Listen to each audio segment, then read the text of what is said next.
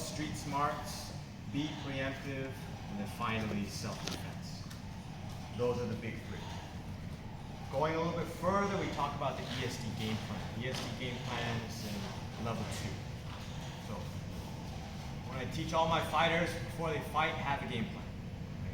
It's much easier to go by, and it makes things much smoother. Right? Don't have a game plan, it's kind of you're setting yourself up to fail. So everything we're doing here is going along these 5 steps.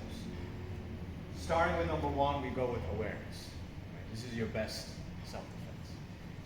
We talk about the street smarts elements and the 3 elements of self-defense. And we use the Cooper's Colors codes to gauge our own self-awareness, also the awareness of the environment and the threat that we're facing. Okay. In our opinion, the best self-defense is to not be there. In order to not be there, you've got to do your homework. You've got to know where the hot spots are. You've got to have a sense of common sense, street smarts to keep yourself safe, especially you and your family.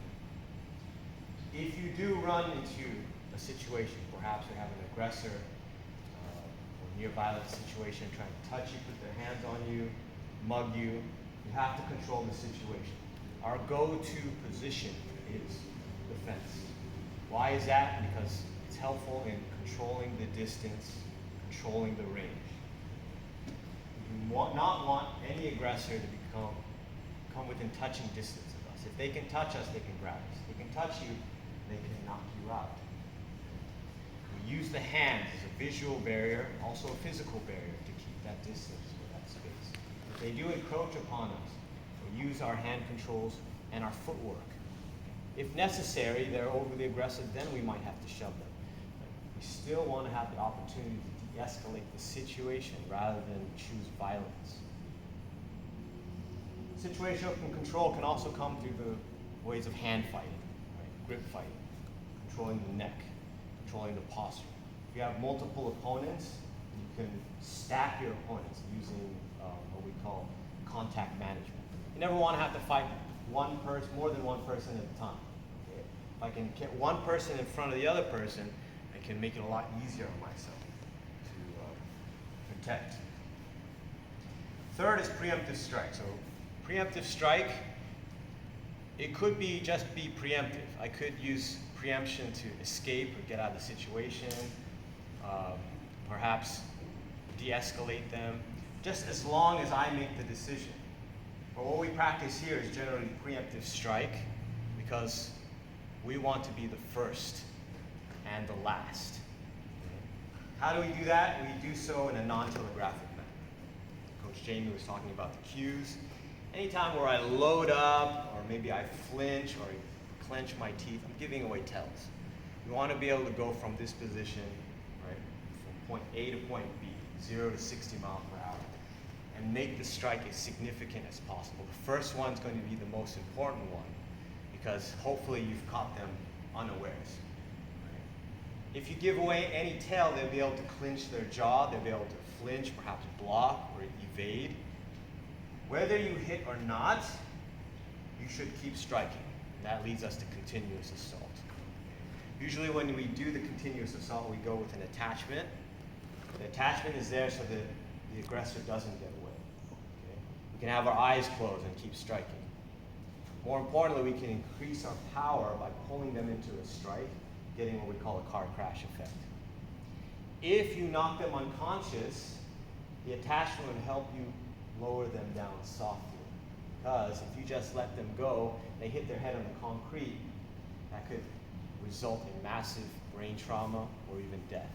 You wouldn't want to have manslaughter on your hands after that. So continuous assault, the rule is if you've knocked the fight out of them, you must stop. Okay? You don't want to keep going. Lastly is escape. So escape can happen in many ways. So perhaps you've struck your aggressor, or perhaps you've broken free from a lock or a hold. You can escape by creating barriers between you and the aggressor, perhaps cars or furniture. You can run, just as long as you're faster and you're more athletic than them. You can call for help. If it's dark, you can hide. So many different options. And you're only safe until you are out of danger and perhaps in a safe place with authorities that you trust or friends that you trust, we're back at home. That's the only positive outcome of violence, getting back home safely, unharmed, and not in police custody. So, game plan follows these basic, simple rules, and you should have them kind of running through your head. Whenever you do your drills here, you always want to think, awareness. How far away am I from my partner?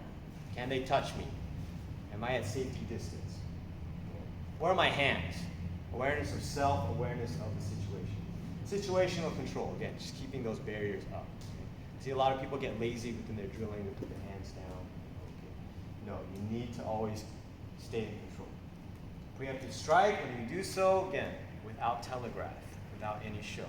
Make it significant. You gotta practice your palm strike or your slap so that it's powerful and without a tell. Next, continuous assault. Strike, strike, strike, strike. Okay? One is probably not gonna do it. Also, even if you don't hit them, if you're missing or missing the target, you still want to show your aggressor that you mean business. Okay? At least you have the mindset of the attacker rather than being the defender. Lastly is escape. Okay? So say you've gotten free of the hold or you've mounted some counter-violence, a counter-offensive. Now's the time to get away and hopefully not in police custody. Any questions? All right, so now we talk about self-defense. All right, Coach Dong and Barry. Last few classes we talked about single hand push, double hand push, all of these different things. Again, you should never allow